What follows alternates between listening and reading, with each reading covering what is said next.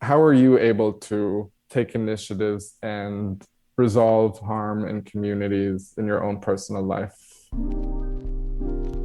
This Restorative Justice Life is a production of Amplify RJ. Follow us on all social media platforms at Amplify RJ, sign up for our email list, and check out our website at amplifyrj.com to stay up to date on everything we have going on. Make sure you're subscribed to this feed on whatever platform you're listening on right now so you don't miss an episode. And finally, we'd love it if you left us a rating and review. It really helps us literally amplify this work. Thanks for listening. Enjoy the episode. Welcome to This Restorative Justice Life, the podcast that explores how the philosophy, practices, and values of restorative justice apply to our everyday lives. I'm your host, David Ryan Barcega Castro Harris, all 5 names for the ancestors, and I'm the founder of Amplify RJ. On this podcast, I talk with RJ practitioners, circle keepers, and others doing this work about how this way of being has impacted their lives. Hey folks, I'm Elise, your producer, and welcome to This Restorative Justice Life. Today, we are welcoming Rami El Gharib to the podcast. Rami is a Lebanese restorative justice practitioner who facilitates conferences within the Colorado justice system. He is also the founder of the Restorative Rainbow Alliance, which aims to introduce an LGBTQ lens into the field of restorative justice. You will hear so much about these initiatives and also the intersection between his immigrant and LGBTQ identities. But before we get into that, I have a super exciting announcement to make. We are almost at our anniversary episode, which will occur on September 30th, 2021, where we will be celebrating our first birthday on this podcast. We absolutely could not have done this without you guys, so we want to include you in our anniversary episode. If you want to be featured, you can send a question, comment, or idea to amplifyrj@gmail.com, and David and I will make an episode around your thoughts and questions. Whether this is the first episode you've listened to or the 50th, thank you so much for listening, and I hope you enjoy this one. Rami, welcome to This Restorative Justice Life. Who are you? Thank you. I am Rami El Gharib, a restorative justice practitioner and the founder of the Restorative Rainbow Alliance. Who are you? I am the son of Fadi and May El Gharib and the brother of Hind El Gharib, and I'm a big family person. Who are you? I am a Lebanese gay man who lived in Lebanon, and Lebanon is a country that criminalizes homosexuality. Who are you? I am an immigrant who is trying to make it in the United States, professionally and personally. Who are you? I am someone who reflects a lot on his decisions when it comes to professional decisions and decisions in my personal life, and I'm somewhat of a perfectionist, so I really look over everything I do and I strive for perfection. Mm-hmm. Who are you? I am a resilient person who always tries to create a light at the end of a tunnel, even when sometimes it's difficult to see one or have one. And finally, who are you? I am a person that grew up in a society that deals with conflict in a very punitive way and approach. And I'm someone who has adopted a restorative mindset and use that in my day-to-day life. Thank you. And, that's why you're here today. Rami, we're going to get into all those intersections and more in a moment. It's always good to start with a check-in. For those of you who are listening, Rami is the first person who's a guest on this podcast who was requested to be a guest. He slid into the DMs on Instagram, told me a little bit about his story, and I was like, yeah, let's do it. And so, you shared with me a little bit, but in this moment, here on this podcast, and today, in this time that we're living in, to the fullest extent that you want to answer and share with the people here, how are you? I'm doing well. I just moved to Atlanta, Georgia, and this is my 5th move in 3 years, I've moved across 4 states and 2 countries. So I'm a bit overwhelmed and I'm a bit worried about the situation back in Lebanon because we're going through an economic and financial crisis. So there's a lot going in my mind, but I'm doing well in general.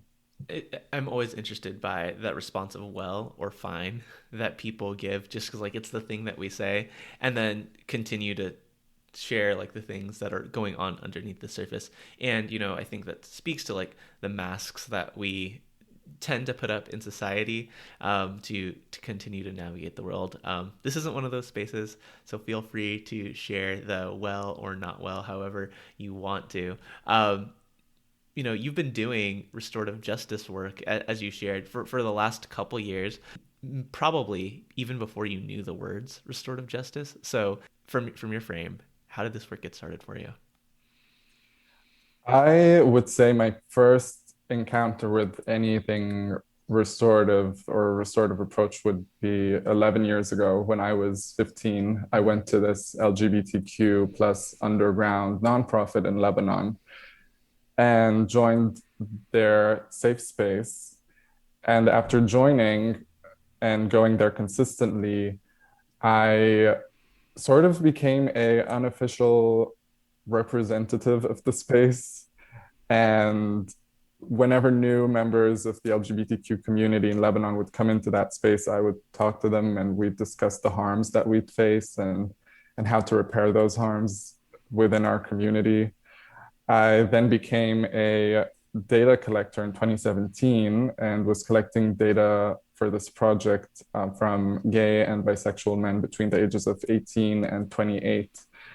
And during my data collection, we would collect data on suicidality, depression, discrimination. At times, I would stop the data collection and just have a conversation with a lot of the individuals and participants that were participating in this survey that I was doing. And we talk about what struggles they were facing, and I'd provide resources if they asked for some. And that is really that is part of my informal entrance to restorative justice and the work that I do. And so I moved to grad school in 2018.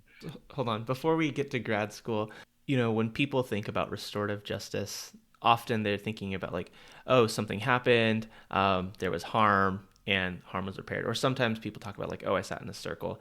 You're talking about a moment where you got involved in a community that was serving a need, right? And so many times here on this podcast, we've reframed restorative justice simply as meeting the needs of community, even though you didn't necessarily have the word for that. I'm curious, what drove you to wanting to participate more beyond just coming to that space to, be in community with folks?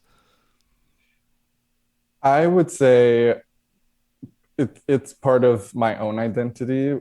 I felt that when I first started to come out as a gay man in Lebanon, I was embraced by a lot of people from the LGBTQ plus community in Lebanon.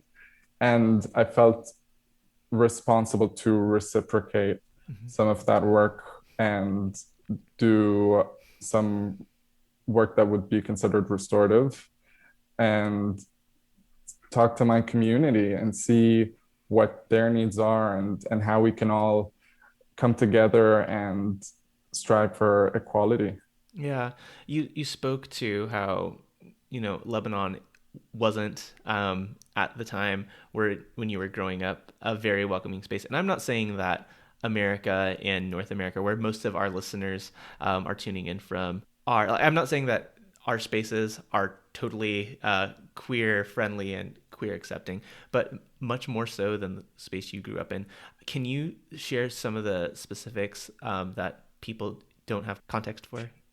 Yes, sure. In Lebanon, there is Article 534, I believe it's called, that criminalizes homosexuality.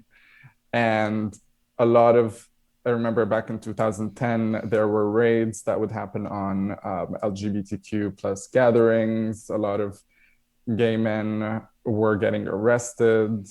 There were gay men were being picked on in what is known as a cruising area, Mm.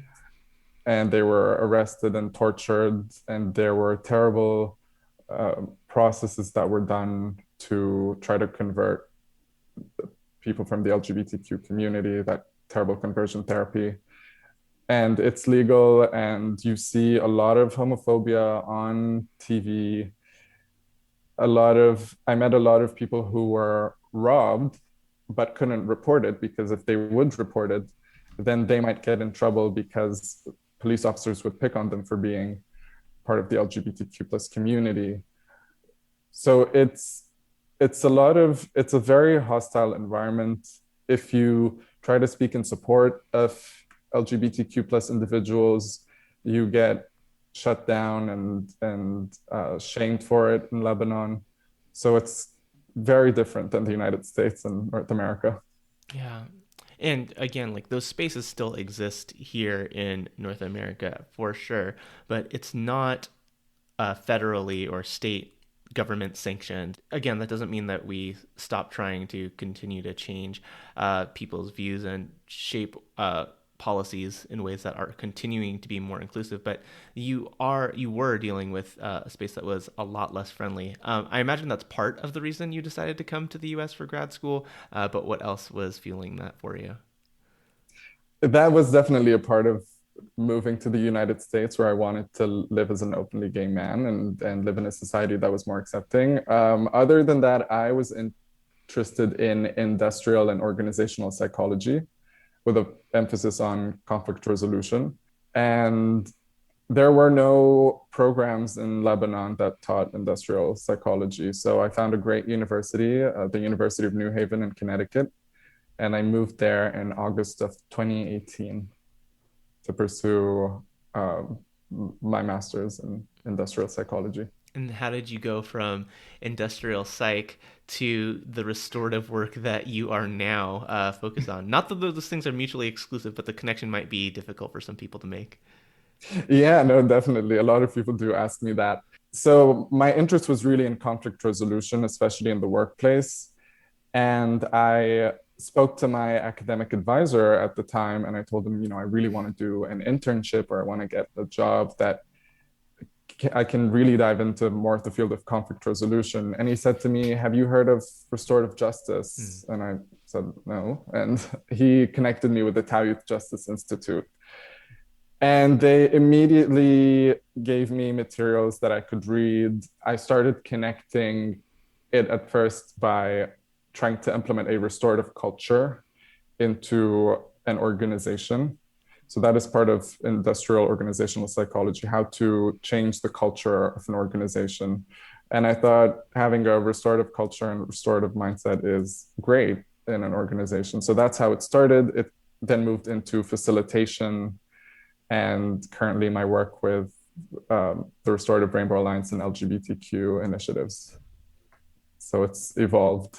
So, in the middle of a pandemic, you finished your graduate degree, and you talked about how you've moved around a lot very recently. You ended up in Colorado, and that's where a lot of the work that you reached out that you wanted to share about took place. So, what happened? Oh, how did you end up in Colorado, and what happened there?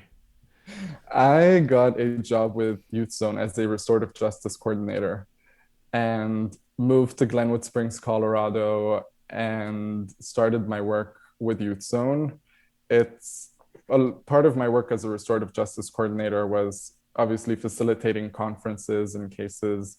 A lot of my other work was to reach out to community members, to police chiefs, to judges, and try to encourage them to refer more people into restorative justice, and not have youth go through the criminal system, the traditional criminal system. And so that's how it started in Colorado, specifically with Youth Zone. And from certain things that happened there, or things that I heard, that built on my exploration of LGBTQ plus and restorative justice work. Yeah, there was a specific story that you shared with me. Did you want to share that here? Yes, of course. So what happened was I was just talking to a volunteer. This was when I first started, just to know what they were doing at Youth Zone. And the volunteer told me a story where an LGBTQ plus teenager was being bullied from another teenager. And that LGBTQ plus teen had had enough and retaliated physically by punching the other teen. Both of them were referred to restorative justice, and the LGBTQ plus teenager was boxed into the offender category and had to repair the harm to the other teenager. And that really was shocking to me, that the person who worked on the case didn't have a LGBTQ plus lens on this. LGBTQ plus youth go through so much bullying in school for their sexuality that it's understandable at times when we need to understand that these teenagers go through a lot and have a lot of built up anger and have no safe space in the Roaring Fork Valley where I worked. And when someone tries to pick on them more, that will manifest itself in different ways. And so to place this kid in the offender category and force them to repair the harm to the other teenager, we're just silencing LGBTQ plus voices. We're telling these teenagers, you can't stand up for yourself. We're discouraging them from speaking up. And we're telling them, if you do stand up to homophobia or transphobia or other forms of oppression, you will have to repair the harm to others. So it was very shocking to me, and I was very disappointed by it. And I started looking up more restorative justice and LGBTQ plus initiatives, and I couldn't find many. And so there was a Restorative Justice Colorado, the state of Colorado's Restorative Justice Council had this convening, and they had this open space where you could type in what topic you wanted to talk about, and you'd go into different Zoom rooms, and no one was bringing up anything to do with LGBTQ plus needs. So I created a Zoom room, and I was joined by 15 people, and we started talking, and a lot of people had similar concerns where they saw a lot of LGBTQ plus youth go through a lot of harm because facilitators or circle keepers didn't have a queer lens. So we decided to start an alliance, which is now developed into the Restorative Rainbow Alliance. And, those are some of the things that we're going to dive deeper into. I wanted to circle back to that story, right? And when I think about the foundations of restorative justice, one, also acknowledging that it is not just about repairing harm, it is about the way that we are interconnected. But when we are faced with situations of harm, the fundamental questions we're asking about, what happened, should also include what was going on before this happened, right? What was the relationship like between the people? If we think about the iceberg model, right? We have a behavior that happens, right? One kid punched another kid, right? What's underneath the iceberg of that situation, right? The kid who got punched was, I imagine, using homophobic slurs, homophobic language, bullying, right? And, that's what caused that incident. What we also got to think about is the iceberg exists in water. And as compared to Lebanon, how, the US and Colorado is probably a little bit more queer friendly, there still exists a lot of homophobia, queerphobia, transphobia, across the society that we live in. And so if we're not addressing those things, if we're not meeting those needs of a person who was also harmed while they're causing harm, it's not really a restorative process. And I think when we bring quote unquote restorative justice processes into the context of a criminal legal system or diversion to deal with one incident, there is a lot of space for those processes to come up short. Mm-hmm. Yes, totally agree. I think when systems get involved, there's less space to have more authentic conversations and take more time with it and really be able to dig deeper into the core of the problem that we're facing. Are you able to share what the resolution of that situation was? I am not able to share Yeah. exactly what the agreement items were, but the LGBTQ plus teenager had to do a couple of things like form of apology letters and that kind of stuff to And there was prepare that. nothing, and without specifics, right? Um, there was nothing on the other side. No, there was nothing on the other side. Yeah, that's like I'm super pissed off by that, right? Um, like, was the org able to like offer additional support after the fact? I the organization wasn't, because by that time when I did come in, it had been, I think, a year and a half since that Mm-hmm. happened, and with Yeah. confidentiality and all of that, I didn't want to retrigger anyone or revisit that, just for the privacy and confidentiality of participants and Yeah, willingness. absolutely. That confidentiality is super important. Being considerate of all those things is super important, but it's also super important that this kind of thing doesn't happen again. And I think that's where, you took initiative to, continue to push these conversations forward. The reason that I asked, before we get back into like the initiatives that you now have going with, the Restorative Rainbow Alliance. When we have situations where systems fail to meet needs, right? Like there is community support that we can offer, right? We don't have to rely on these systems, these institutions to get needs met. Oftentimes when I'm talking about restorative justice in the context of workshops, we're thinking about, what are the needs that each of the people in the situation have, right? The person who got punched needed something, right? As far as like healing and repair for getting punched in the face, but they also needed education about why what you said, like probably left you in a place where you deserved that, right? And how to not cause that harm again, and like all of that education impact. And it's not on the person who punched them, right? To give Mm-hmm. them that education, like what is the additional community support that we can give? The person who, punched the person who was bullying, right?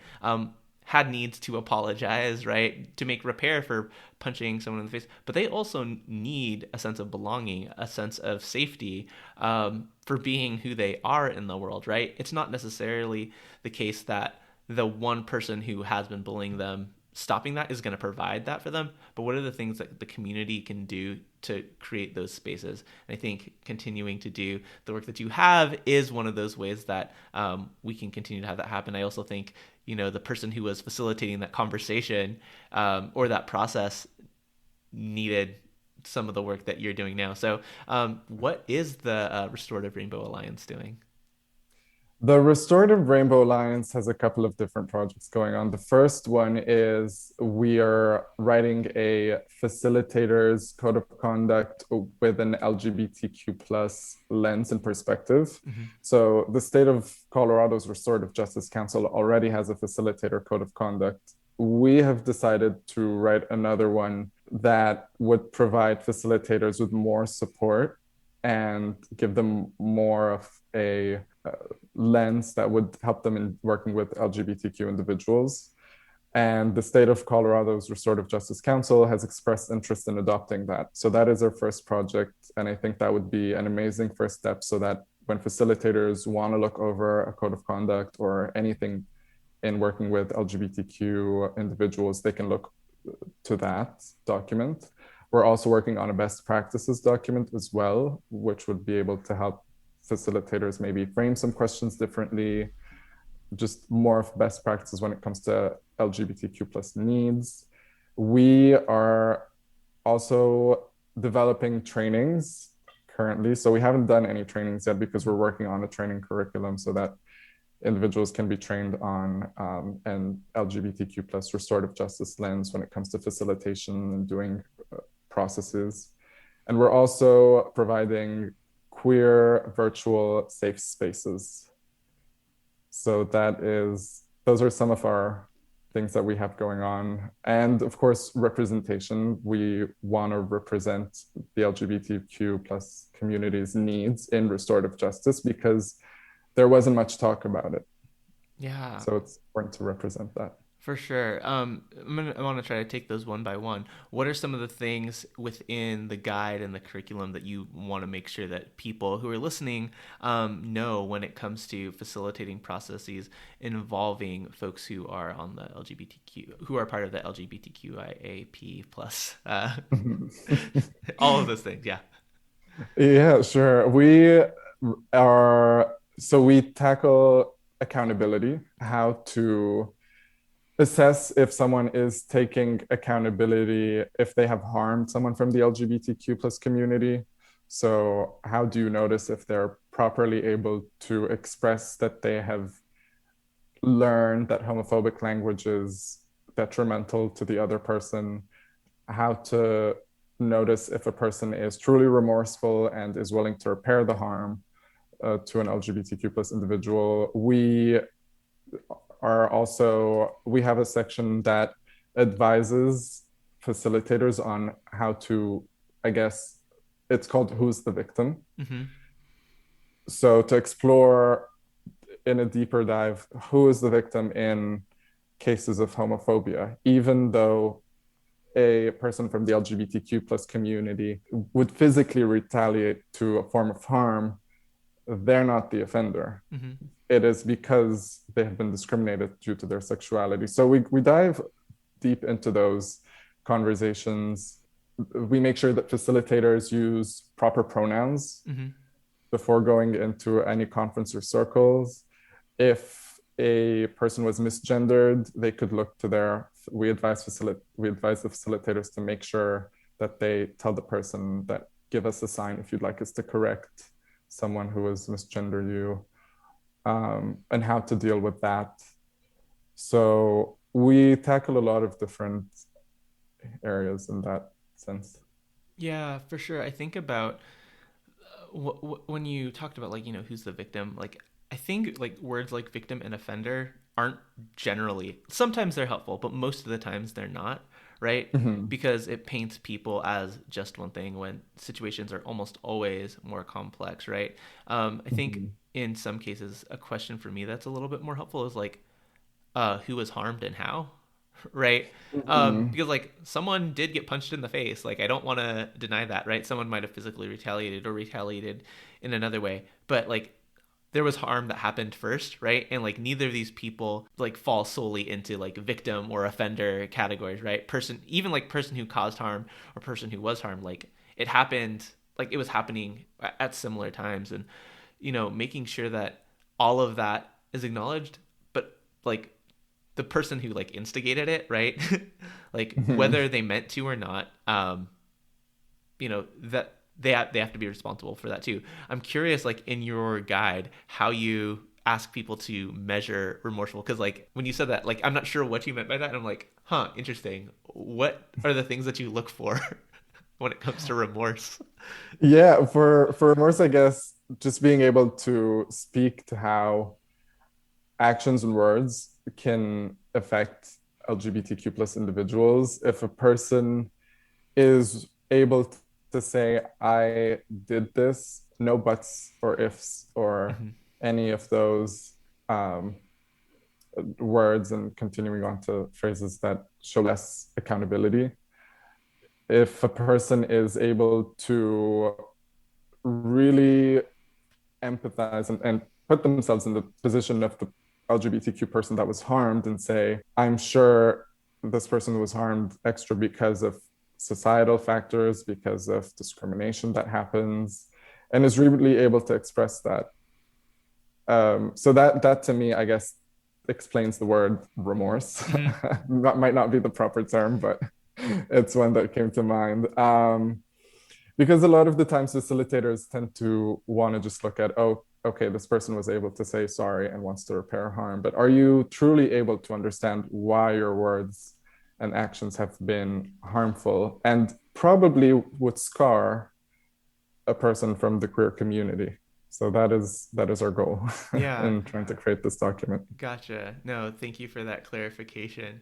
Um, and I think like situation to situation, like the measurements of remorse like are different, but like those are some helpful things, especially around like being able to own your own your actions and words without excuse making, right? Mhm. Like no gaslighting, no denial of responsibility in any of those spaces.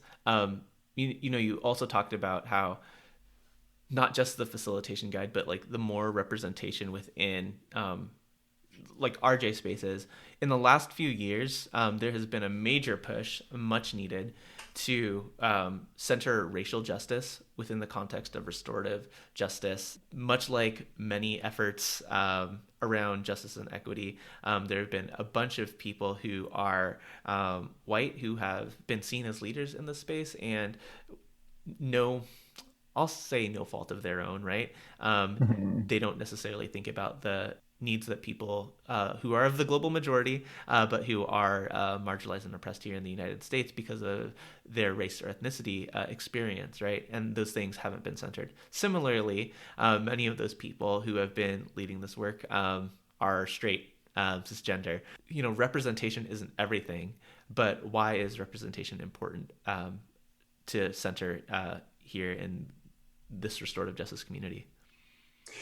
Representation here is important because it's important to at first em empower your community by showing your community that this is a queer-led project and there are individuals from the LGBTQ plus community who have faced similar harms that can relate and speak more to the harms that are experienced. It's also good to be able to give more of a platform for LGBTQ plus voices. So I always encourage queer-led initiatives. Like our Restorative Rainbow Alliance has LGBTQ plus board members and leaders, and we try to focus on emphasizing the importance of that.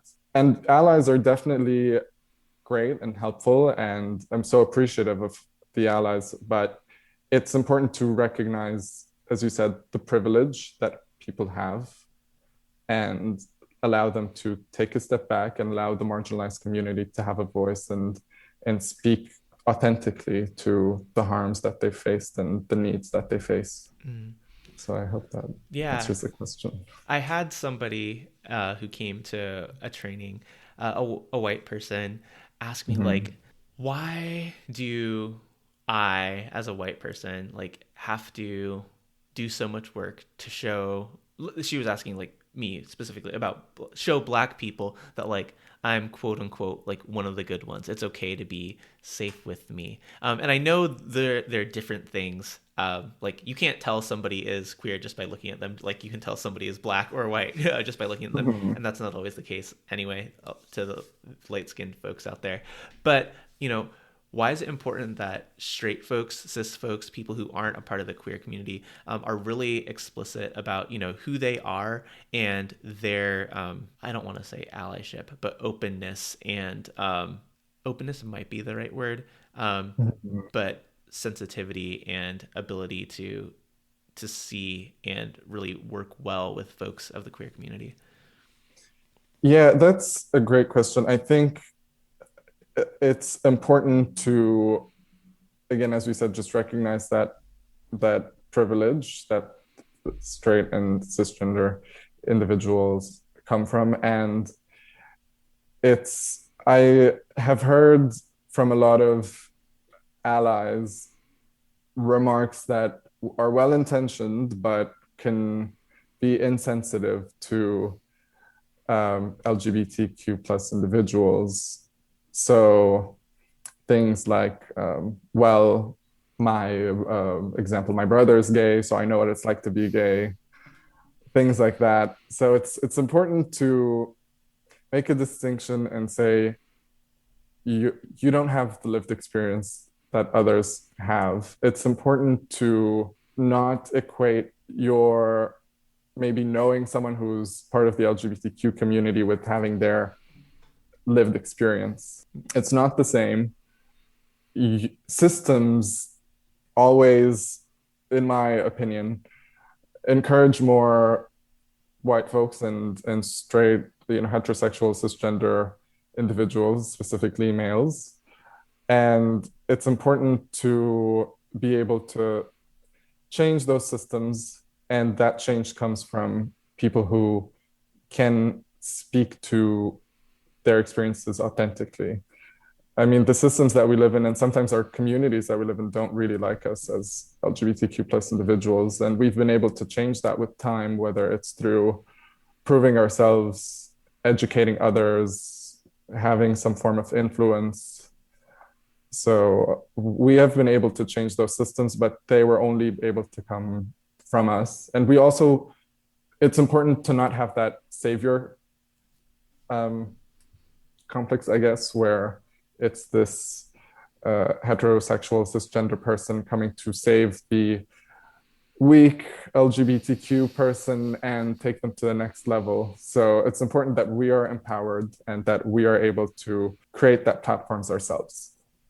Exactly. And, the idea, like restorative principles about like people who have been most impacted, like have the answers, rings true not just in incidents of like interpersonal violence, right? When we think about the structural violence, the systemic violence that happens within like the, cis straight white supremacist heteropatriarchy, right? All of those ableist, right? Like all of those intersections are important to acknowledge, and making sure that people who have been most impacted are leading the way in addressing each of those systems of oppression and the harm that comes from all of those.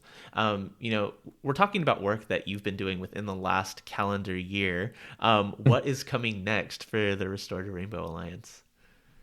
That is a great question. I think a lot of our work is now going to focus on virtual LGBTQ plus safe spaces and brave spaces. So we really want to focus on that and trainings. So we're taking it one step at a time. We've considered maybe transforming our alliance into a nonprofit, but I think keeping it as an alliance might have more of an impact nationally and internationally and would give us more freedom to do more work.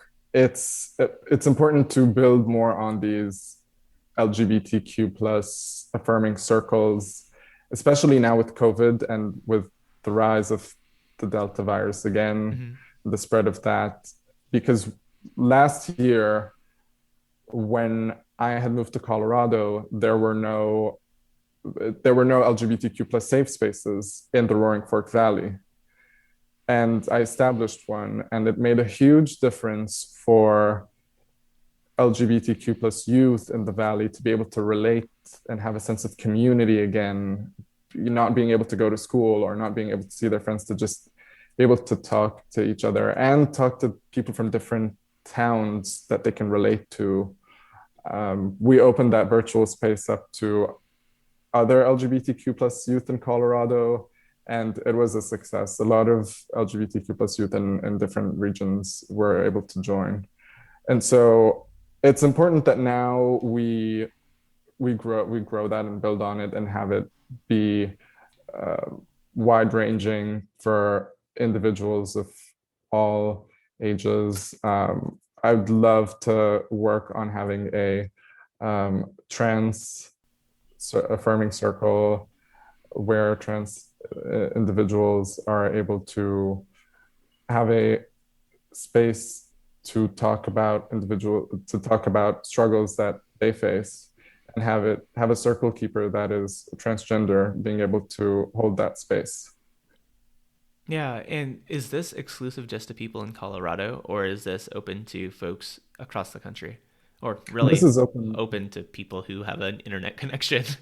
Exactly. It's open to anyone that has an internet connection. So everyone's welcome. We'd encourage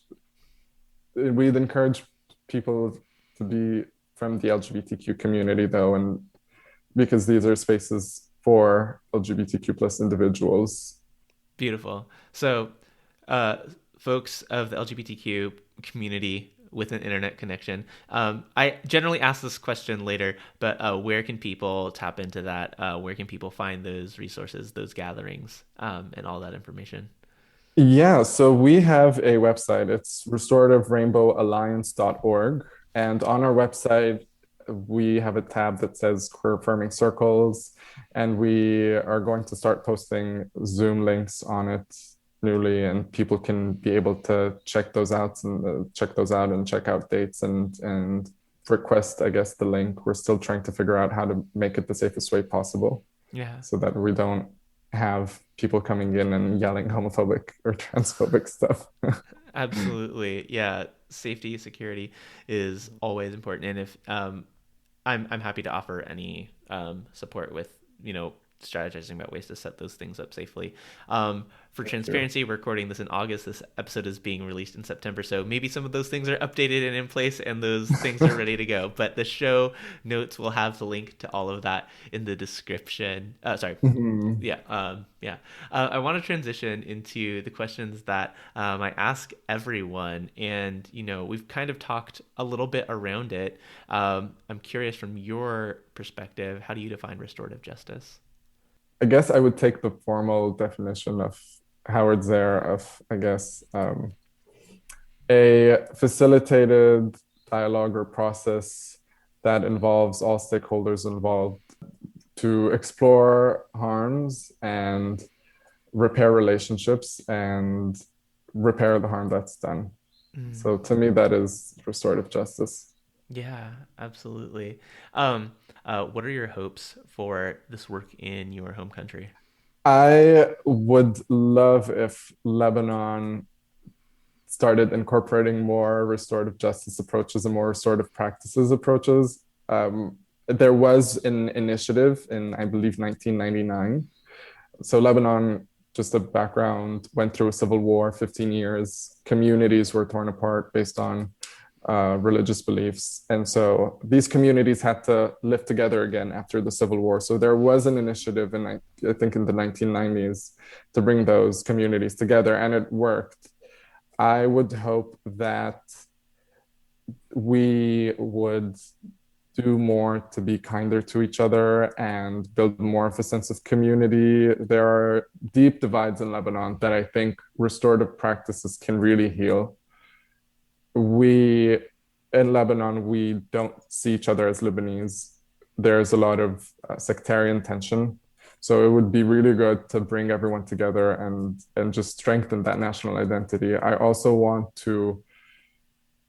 hope that with restorative practices, this patriarchal approach and this macho attitude that a lot of people in Lebanon have is deconstructed so that we're able to be kinder to each other, we're able to understand each other more. There's a saying in Lebanon that if you want to get stuff done, you have to be aggressive and you have to be confrontational, and you won't get what you want if you're not confrontational and aggressive. And my hope is that that shifts and we're able to be more productive in our dialogues. Yeah. What has been oh shit moment as you've been going out and doing this work and learning over the last couple of years? Um, I would say the first thing that comes to mind is when I had just started facilitating, and I did not pre-conference a person before having them go into a restorative conference. And that person came into that restorative conference and was very punitive. There were things that weren't explored that I didn't know of because I hadn't pre-conferenced them well enough. And it wasn't, I had to stop the conference for it. So that was a moment where I was like, oh, damn, I should really focus on pre-conferencing. That is so essential. And that pre-preparation work is so essential to before going into an actual process. Yeah. There's saying people have in this work about, trust the process. And they're talking about trust the process of, going through Circle, going through a restorative conference. Part of that process is the preparation, right? This work is too urgent to rush. So don't skip that. But like, I think it's also like really important to acknowledge that like, if things are happening, like stop the process, right? Like Mm-hmm. don't continue to have people uh, cause more harm to each other. Like there's ownership for you as a facilitator to take, is like, hey, I didn't prepare us for this. Like we need to, pump the brakes, take a step back, and resume this at another time. There's some things that need to happen, and explicitly telling people that I've found can be really helpful. Because like as great as processes are, like we're all humans, Mm-hmm. facilitating and participating in these processes, and so making sure that we give grace and space for our failures, our mistakes, is super important. Um, Yeah. you get to sit in circle with 4 people, living or dead. Who are they, and what is the question you ask the circle? Oh wow, that 4 people living or dead. I would say it would probably be maybe people I look up to. I'd say my dad. I would say someone that I do look up to in the field is, I'd say include Howard Zare, as someone in the field, and maybe an artist that I like listening to, um, Madonna. That was 3. Your dad, That's Madonna, the Howard Zur, one more. and I would include my partner. And what is the question you ask the circle? The question I would ask the circle is, how are you able to take initiatives and resolve harm in communities in your own personal life? Mhm. And what steps would you take? I guess that would be the question I just thought of. Yeah. I don't know if you've been listening to the podcast recently, but I often turn that question back on the guest. You've talked about it, within the context of work, but how do you do this work within your personal life?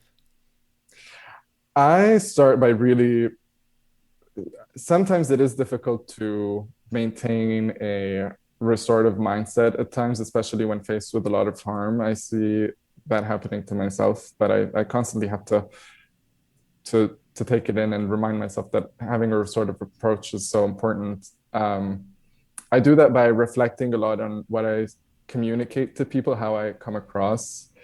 I hold myself accountable a lot to what I do. So if anyone does approach me about anything that I have done, I'm very open. I listen and I immediately reflect on how I could have done something better, maybe.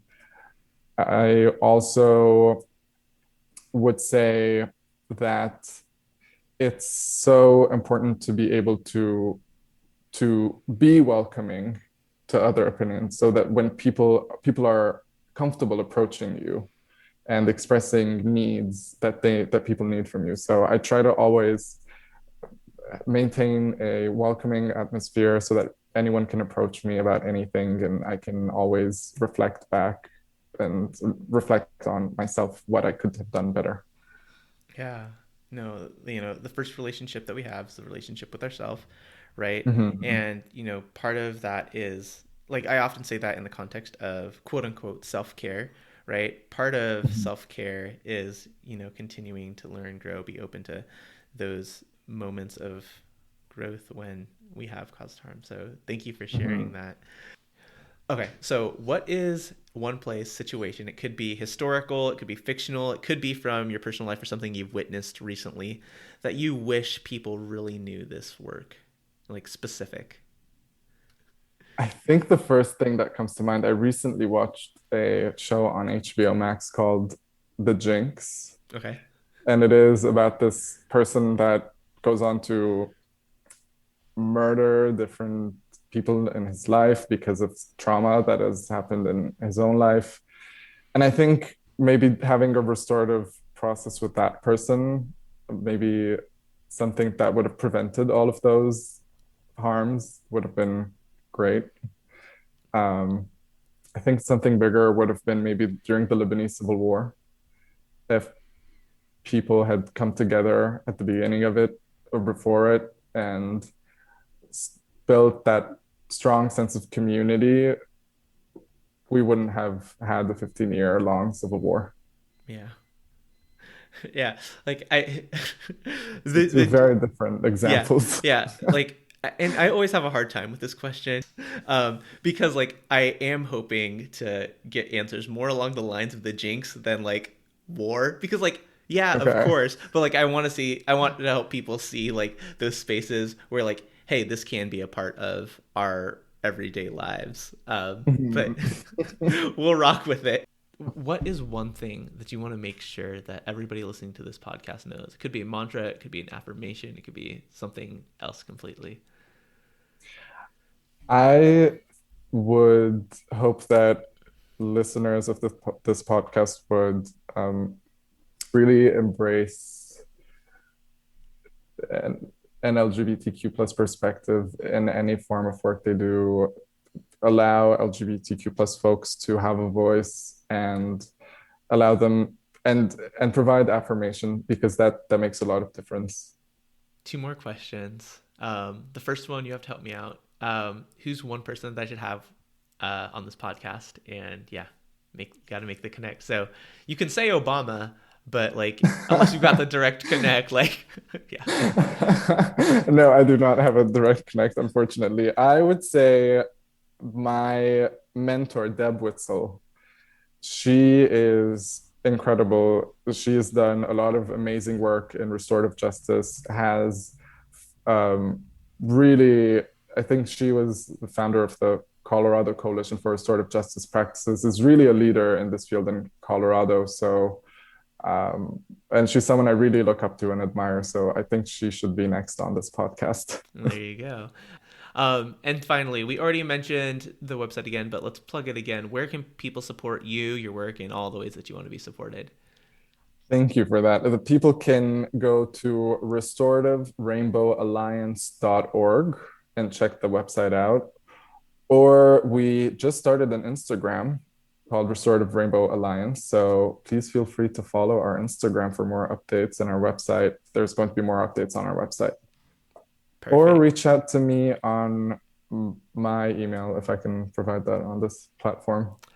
If you want to. I don't generally recommend it because then it's out there on the internet forever. But, you know, Restorative Rainbow Alliance at gmail.com is also where folks can get in touch. Yeah. Yes, definitely. So that also goes to me. So Restorative Rainbow Alliance at gmail.com would be a great place to send your emails. Perfect. All right. Well, thank you so much, Rami, for your time, your stories, your wisdom. To everyone else listening, we'll be back with another conversation next week. Until then, take care.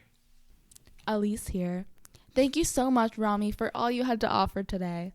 I thought this was such an important episode because it touched on the importance of having LGBTQIA+ affinity spaces, while also holding the rest of the community accountable for having representation outside of those spaces.